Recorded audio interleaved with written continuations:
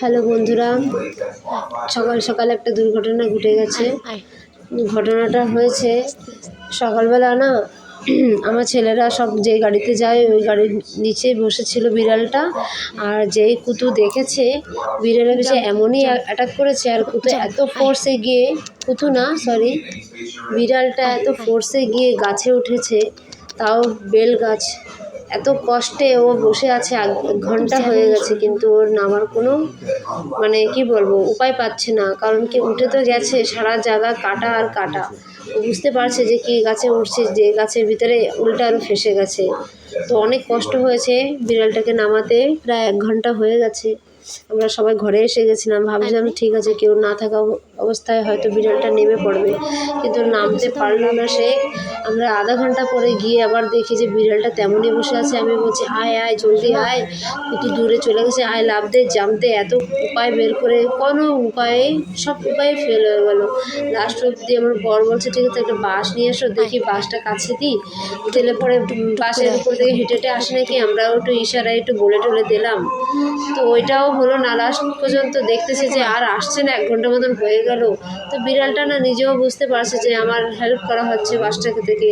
তো ও বিড়ালটা না পাও 1-2 পা দিয়েছিল, তাও হচ্ছিল না।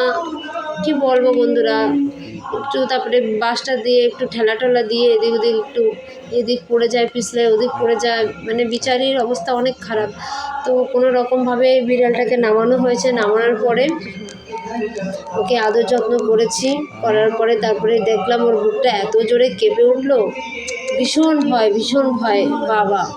মানে মানুষরা যেরকম ভয়তে আতঙ্ক হয়ে যে বিড়ালের যে ওই ওটুকু একটা প্রাণ, ওটুকু একটা শরীর, ওর ভিতরে যে এত ভয় কি বলবো, ভীষণ ভয়। কারণ কি, কুত্তাটা না ভালো, কুতুটা ভালো, কিন্তু বিড়ালদের চোখেই দেখতে পারে না।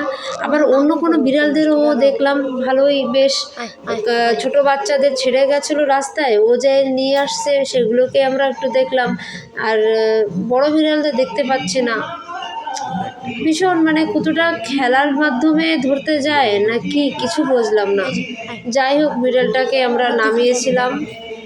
বিড়ালটাও বুঝতে পারছে যে আমার কেউ হেল্প করছে।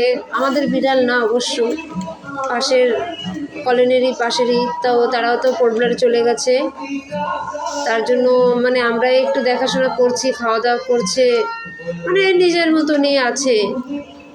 লাস্ট অবধি তো ভগবান কী বলবো, ভগবানের দয়ায় বিড়ালটা একটু আইডিয়া পেয়েছে, আমরা রাস্তা দেখিয়েছি, তো এখন সত্যি সত্যি পেরে গেছি। নেমে পড়েছে।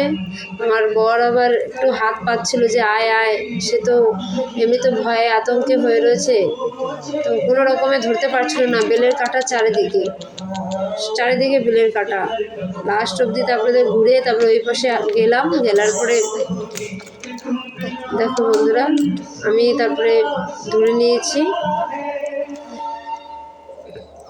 অনেক কষ্ট পেয়েছি, অনেক কষ্ট।